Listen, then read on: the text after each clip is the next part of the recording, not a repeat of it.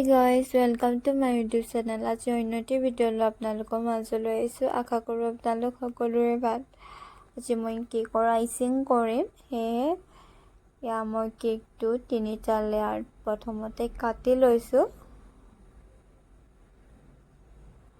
আৰু মই ক্ৰীমটো ইউজ কৰোঁ ক্ৰীম বেলৰ হুইপ ক্ৰীম।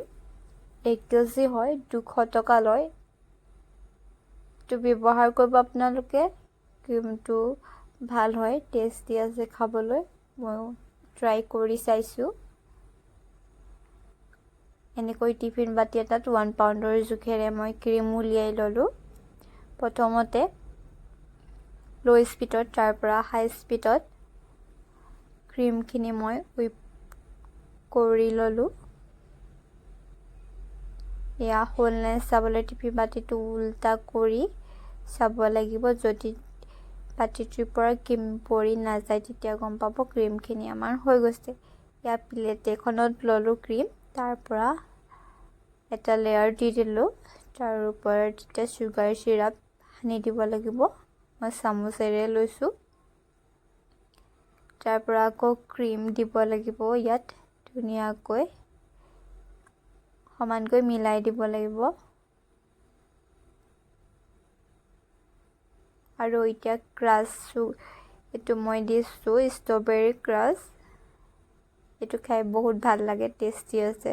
আপোনালোকেও দিব। ইয়াৰ ক্ৰাছ কেইবাটাও পায়। মই ষ্ট্ৰবেৰীটো বেছিকৈ আনো, টেষ্টি হয় কাৰণে।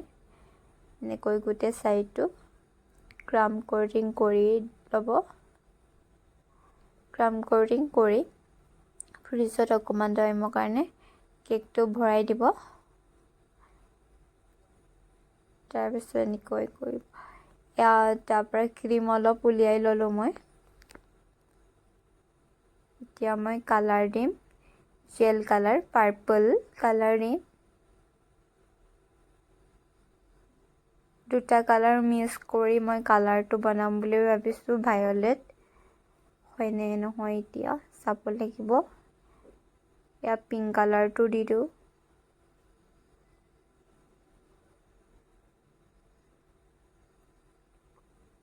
এয়া 2টা কালাৰ মিক্স কৰাৰ পিছত অলপ লাইট টাইপ হ'ল, ভাল লাগিছে কালাৰটো।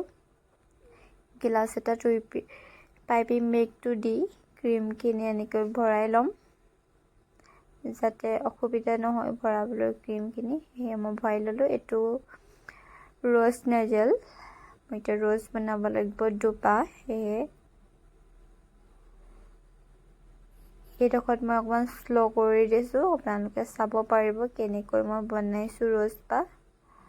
আপোনালোকে চাই আপোনালোকেও বনাব পাৰিব। নজলটো মই সৰু চাইজটো ওপৰলৈ কৰিছোঁ আৰু ডাঙৰ চাইজটো তললৈ কৰি লৈছোঁ। আৰু এনেকৈ চাইডকৈ আনি থাকিব পাহিবোৰ, তেতিয়া ধুনীয়া হ'ব। মোৰ সৰু নজল এটাও আছে, কিন্তু মই ডাঙৰটো লওঁ। বেছিভাগে মই সৰুটোৱে লৈছিলোঁ, এতিয়াহে ডাঙৰটো লৈছোঁ। মানে ডাঙৰটো পাহিবোৰ বেছি ধুনীয়াকৈ মেল খাইছে, সেয়ে ভাল লাগে মোৰ। মই এইটো লওঁ এতিয়া। আপোনালোকেও ব্যৱহাৰ কৰিব। এয়া দেখাই গৈছে, কেতিয়াবা হৈ যায়, একো নাই, এয়া ভয় কৰিবলগীয়া নহয়। এয়া প্ৰথমবাৰ হৈ গ'ল, আকৌ এবাৰ এনেকৈ বনাই লওঁ।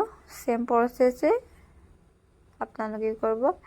এয়া ফ্ৰিজৰ পৰা উলিয়াই আনি কেকটোৰ ওপৰত মই ফুল 2পা বহাই দিলোঁ। এতিয়া তলত ষ্টাৰ নজলটোৱেদি, মই ষ্টাৰ নাই দিয়া ইয়াত, অলপ এৰি আকৌ এনেকৈ কৰি দিছোঁ গোটেই চাই ৰাউণ্ডটো।